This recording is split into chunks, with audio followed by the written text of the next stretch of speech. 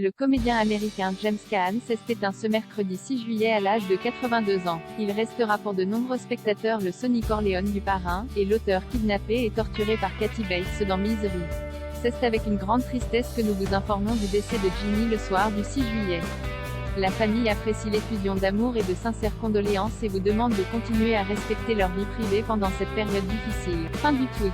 C'est en concluant ce message avec le traditionnel end of tweet utilisé par James Caan sur chacun de ses tweets que la famille du comédien a annoncé sa disparition ce 7 juillet. L'acteur et réalisateur, célèbre pour ses rôles dans Le Parrain, Misery ou Rollerball, entre autres, et près de Scott Caan, s'est éteint à l'âge de 82 ans. Football, théâtre et cinéma. Après avoir passé sa jeunesse dans le Queens à New York, James Caan intègre la Michigan State University à l'âge de 16 ans pour y étudier l'économie et jouer au football américain. Il s'oriente ensuite vers une formation juridique à la Hofstra University, mais une audition lui permet d'entrer au Neighborhood Playhouse de Sanford Meisner. Il obtient par la suite une bourse pour étudier avec Wayne Handman, célèbre professeur d'art dramatique, et décroche les 4 premiers rôles pour lesquels il est auditionné. James Caan débute sur scène en 1961 dans La Ronde puis joue à Broadway Mandingo et Blood, Sweat and Stanley Pool. Après plusieurs apparitions dans des séries télé, Naked City, Les Incorruptibles, etc. Il apparaît pour la première fois au cinéma dans Irma la Douce, 1963, de Billy Wilder et après un passage remarqué dans 2 longs métrages de Howard Hawks, Ligne Rouge 7000, 1965, et El Dorado, 1967, aux côtés de John Wayne, il se retrouve en tête d'affiche des Gens de la Pluie, 1969, de Francis Ford Coppola. Inoubliable Sonny Corleone. Après sa brillante prestation de footballeur trépané, il tourne à nouveau sous la direction de Coppola dans Le Parrain, où dans le rôle du brutal Sonny Corleone il forme un étonnant contraste avec l'autre fils, plus intellectuel, interprété par Al Pacino. Cette fresque familiale l'impose à Hollywood et lui permet d'être nommé en 1972 à l'Oscar du meilleur second rôle masculin. Désormais acteur de tout premier plan, il incarne un professeur des universités en proie au démon du jeu dans Le Flambeur, 1974, et donne la réplique à Barbra Streisand dans la comédie musicale Funny Lady, 1975, de Herbert Ross.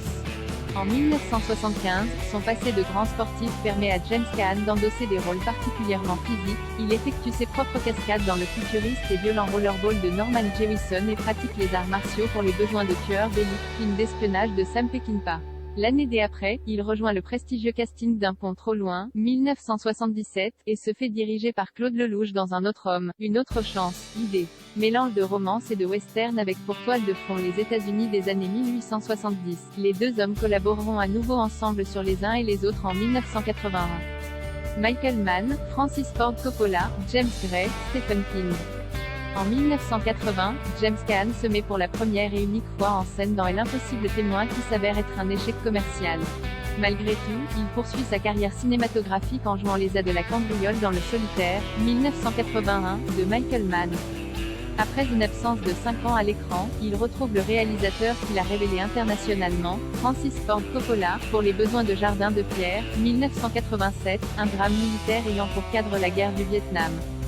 Il enchaîne avec le tournage de Futur Immédiat Los Angeles 1991-1988, où il incarne un officier de police collaborant avec un extraterrestre, puis interprète le gangster Spaldoni face à Warren Beatty dans la comédie policière Dick Tracy, 1990. Dans les années 90, James Caan se montre plus prolifique, il est tour à tour l'écrivain Paul Sheldon retenu prisonnier par Kathy Bates dans Misery, 1990, l'adaptation cinématographique du roman de Stephen King, la grande vedette de musical Lady Sparks dans For the Boys, 1991, le père meurtrier de Dennis Quaid dans Flesh and Bone, 1993, ou encore le mentor et adversaire des Arnold Schwarzenegger dans L'Effaceur, 1996. L'acteur aux larges épaules fait également preuve d'un charisme remarquable lorsqu'il s'agit d'interpréter un employeur peu recommandable dans The Yard, 2000, ou un homme de main chargé des basses besognes dans Way of the Gun, idée. Parenthèse fermante.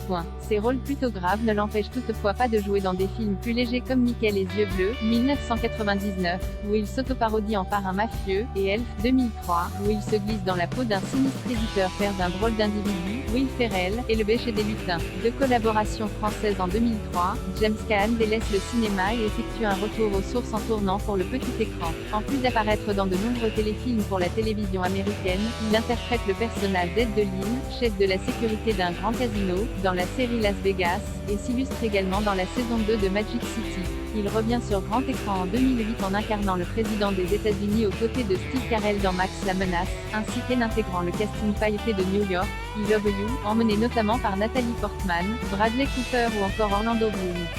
L'année suivante, le comédien s'essaye à nouveau au doublage d'un film d'animation pour Tempête de boulettes géantes, avant de retrouver le chemin des plateaux en 2012 pour Detachment, film social sous la direction de Tony Kaye. Sur la fin de sa carrière, entre plusieurs productions mineures, James Caan collabore à 2 reprises avec des cinéastes français, Guillaume Canet pour son polar Blood Ties 2013, et Amanda Sters sur le drame Les Terres Saintes 2019.